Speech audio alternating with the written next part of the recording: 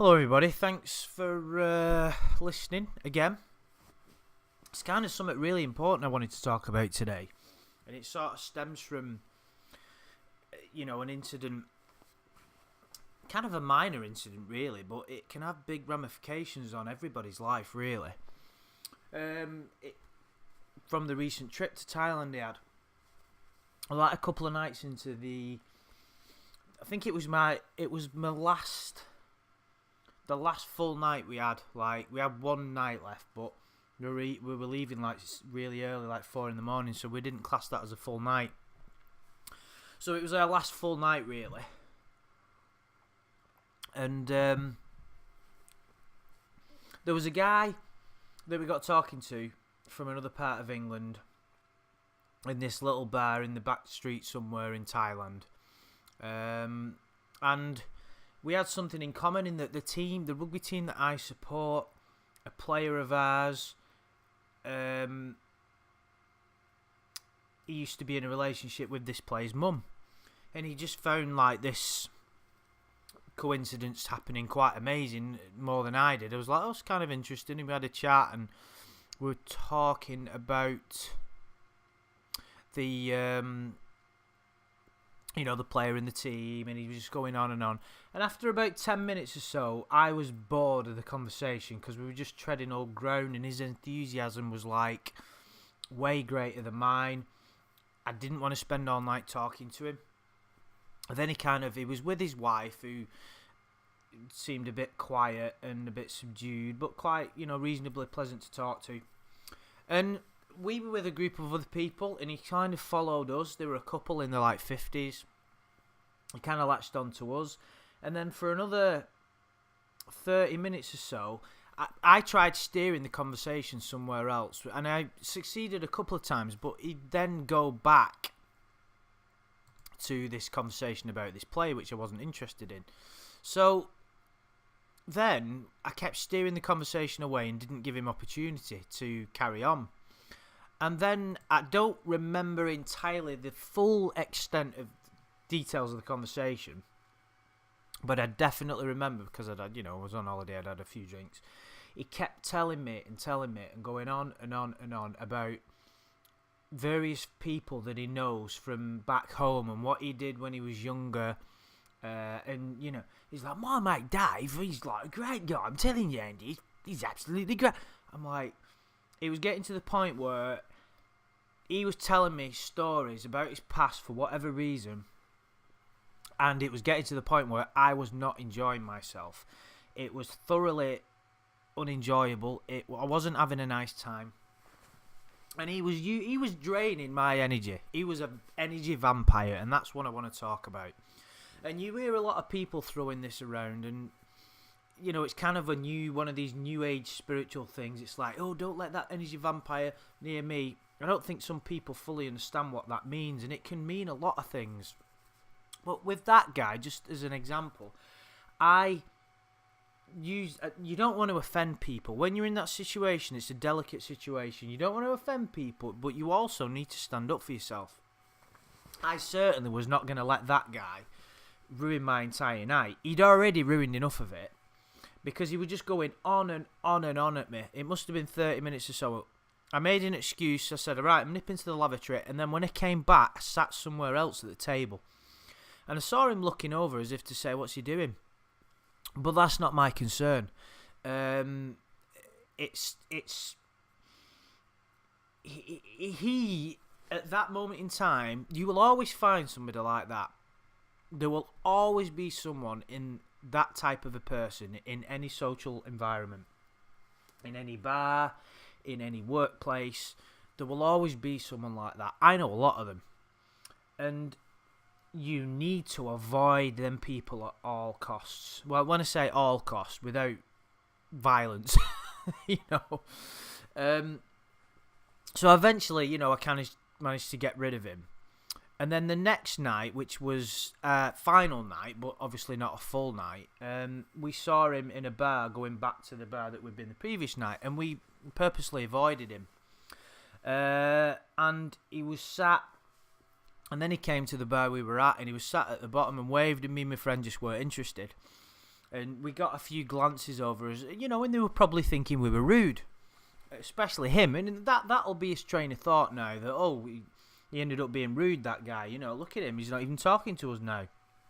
But that's not my concern. I can't be held responsible for how he feels, and I know that he's not the type of person I want to deal with. So it's like a delicate situation. When you come across people like that, you have to protect yourself, because it's kind of an attack. From one perspective, let's not, you know, go over the board. It is kind of an attack on you. What that person wants to do is use you for their own purposes. Now, I'm using this guy as an example. He didn't mean me any harm. He doesn't know what he's doing, in effect. He's basically that type of person. Their inadequacies in their personality and their holes, their lack of wisdom is being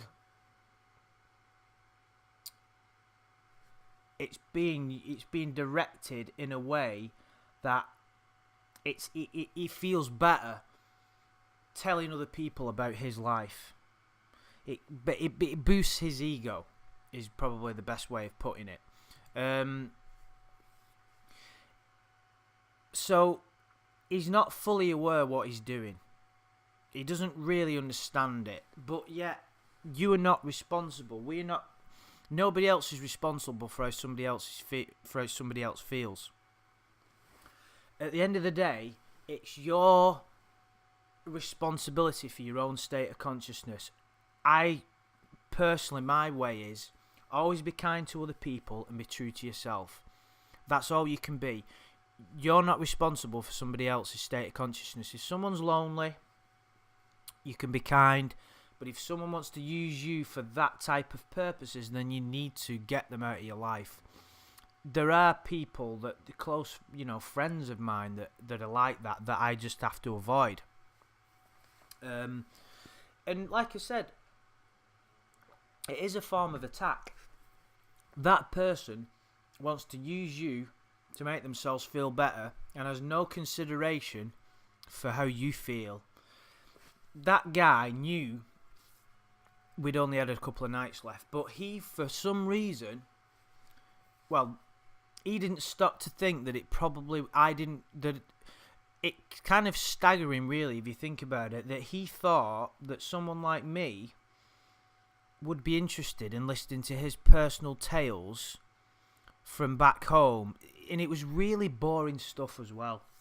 It was pointless tales about his friends. Why would someone want to hear boring stories about someone they've never met? It's totally like, you could almost, as I'm talking now, my ego's coming to the surface and taking it a little bit personally, thinking, how dare he think I want to listen to that? But if I just put my ego aside, that person is unwise. He's got no compassion for another person in social situations. He doesn't come across as a bad person at all, but he's not wise and he uses other people. And I saw the look on his wife's face as if to say, here we go again. So I think that was a common trait. Looking deeper, as I always do, seemed a quite unhappy person. I think I know why that is, but there's no point going into that in this video. But it is like an attack, isn't it? That person wants to use you for their own personal gain without any compassion for how you were feeling. He didn't have any compassion for how I was feeling. He didn't care that I could have a better time having a laugh. You know, there was a few girls there that I've met, and there was some locals that we got very friendly with. But he thought I wanted to hear his boring stories all night. So it ended up getting to the point where he's probably gone away thinking that me and my friend are rude. Oh, they ended up being a right couple of tosses, you know, and it's like, well, so be it. You know, what other people think of you is none of your business. Your state of consciousness is something that you have to take responsibility for. That person needs to learn his own lessons, and people like him. So you have to be so careful about who you give your time to. And it isn't about being mean. It's not about dismissing people. You have to be wise to who you spend your time with. Bars and public, pubs we call them in England. It's a great example. I don't drink. I go out probably once a week now, but I used to be, like, a few years ago, when I was going through a bit of a bad time, I was drinking quite a lot, like 4 or 5 times a week. So I went out to the local bar, and it's a great learning tool for social situations. People use drink, obviously, as an escapism. Everybody knows that, but the pub is a perfect environment for energy vampires. You're drinking, and generally when people drink, they talk nonsense. And there's a guy in there who I do actually like, suppose I consider a friend. I go watching sports team with him. I know some of his family. However, and I enjoy talking to him about our sports team because he's quite, he comes at it from the same angle as me. But what he also does is, and you have to be, that's why I don't spend any time with him anymore. He will always steer the conversation to his day at work and tell you intricate details of stories. Like, for instance, I don't know what he actually does, and he's been telling me about it for 6 years. That's how boring it is. He has some kind of managerial construction company, so he'll tell me a story about what happened at work, a board meeting, for instance, and he'll go into intricate detail, and then he'll go, well, he said, and I said, and he said, and I said, that's not acceptable, and all that, and he'll go on, and I said, it's out of order, Andy. That's what I said. I'm like, well, there's no need to go into that much detail. He's just venting. What that person is doing is getting he's getting things off his chest and using whoever's there. It's either me. I don't take it personally because he does it to everybody. Whoever is there will get it, and his own family doesn't want to wear it. So what he will do, he goes to the pub after work, he has a few drinks, and he will tell some poor sod somewhere intricate details of the stories of what he's been through that day to get it off his chest, to boost his ego because it makes him feel important, to get a bit of anger out, out of his system. And you generally, you need, it's good not to keep things bottled up. And I don't mind the odd person telling me something interesting that's happened, or a close friend, somebody who I consider a close friend who I care for deeply. I don't care for him deeply. It's just the way it is, because that particular person is quite a selfish person in my opinion. And I will be always respectful and kind to those people, but I'm not interested in being around those type of people too much. So yeah, he's quite selfish, and that is something that you've got to be very wary of. You've got to detect those type of people. Detect them. So what is it that you've got to sort of realise is that there will always be people like that, and seek them out, observe them, and sort of move yourself away when you can without being rude, and realise that the only way you're going to get out of it is probably them thinking that you're kind of rude, But like I said, he will sometimes it's the bar staff that get it, but that's their job. But yeah, it's like it is like an attack, because all that person wants to do, all they're thinking about is being selfish. They are thinking, no matter what you're going through, how you feel, what is in that other person's best interest, at that moment they do not give a shit. All they want to do is burden your problems with them. and for them and for you to burden their problems with you, and then they want to hear back from you what they want to hear. That's what those people want, to reaffirm their mental position, which is a very unwise way of dealing with situations like that. It is always good to talk about things that are bothering you. Don't keep things bottled up. However, you need family members and close friends for things like that. People who care. If you have to offload problems like that to people who don't care, you've got big problems in life that you need to resolve, and there's only you that can resolve those. Nobody else. Yeah, so I mean, it works on a lot of levels. Like, there's different degrees of it. It happens. It may even happen with family members, people that you do care about. And if they're doing that constantly, they're not doing themselves any favours either, because they're not learning any deep lessons that they need to. How to deal with your problems and things like that. It's up to you to decide who deserves your time and who doesn't. But I just thought I'd throw that one out there. The example on holiday is a good one, because if I'd have allowed that person, he would have spent 2 hours, 3 hours, 4 hours, maybe even until it went light in the morning, telling me boring stories about his life that I don't care about. And it's not rude to remove yourself from those situations. It's not unkind in the slightest. That's what you've got to remember. Because you do have to be, in my opinion, you've got to be respectful and kind. Always be kind to people. Always be respectful. But you come first.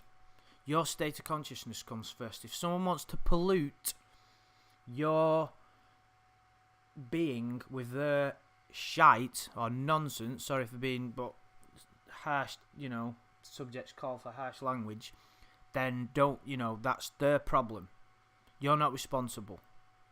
Get them out of your life, and do not let them pollute your. There will be enough challenges in life without dealing with people like that. It is not up to you to sort those kind of people out.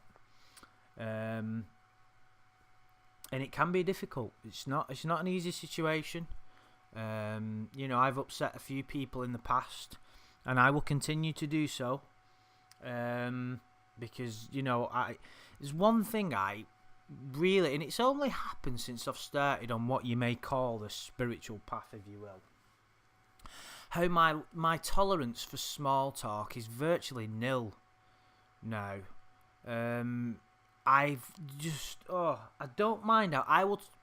Don't mind having fun, having a joke and a laugh about anything. But small talk about what he said to that, gossip, and talking about what's that politics and what some football team did. It's like, I don't care.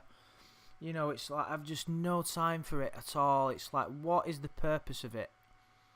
And in a lot of social environments, you get that. And it's just, I just can't stand it anymore. It never used to be as big a problem. It's like where I work, I work with quite a lot of people, and work with different people at different days, and it's a massive spiritual challenge for me quite often on how I deal with it. And basically what I do is I always change the subject immediately. I'll say, I know where this is going. You're going to bore me with your crap, and I'm not interested. And I will just go out of my way to change the subject, because you can spot it straight away. I mean, if you want to rattle on about politics and something that you can't change, then fair enough. But it's certainly not for me. It's funny. Like I said, on the rare occasions I go into the bar, there'll always be someone there that will bore you with their nonsense, but you're not going to find the most conscious people most of the time in drinking environments.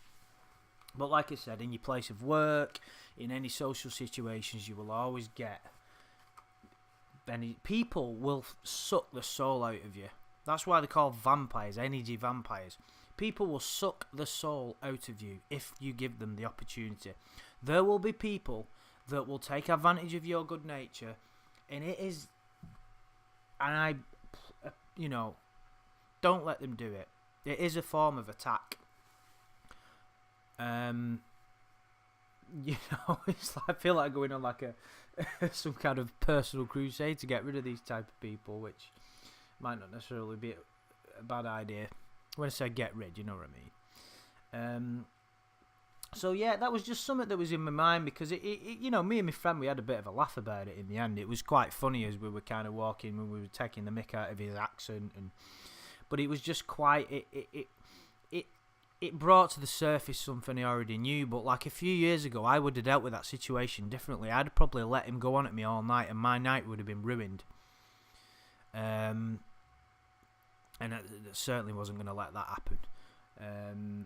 And it's like, you have to be brave. It's like, when I do go out in the situations where people are going to do that, I will stand away from them. Like when that person I know is in the bar sometimes, I won't go stand with him, and I can see him looking over thinking, why is he not coming over? And he might develop a thought form in his head that says I'm rude, or he'll probably go home and talk to his missus and go, fuck, Andy didn't speak to me all night. You know what? I've really noticed he's not quite the person I thought he was. And they'll probably talk to somebody else, and then they'll gossip about me, but I don't care. And nor should you. People will always make their own minds up about things. You can't do anything about it. Take ownership for your own state of consciousness, and do not let somebody else drain yours, ever. So I'm going to leave it there. I really hope that you've enjoyed it. Could you do me a favour? I'm not giving up on this channel. Just like and subscribe if you haven't already. I don't think most people listening to this already have, but if you can try and share anything as well to get more subs, I'd really appreciate that. And just comment if you've enjoyed it. Let me know. If you've not, let me know. Cheers, and I'll speak to you soon. Thank you. Bye.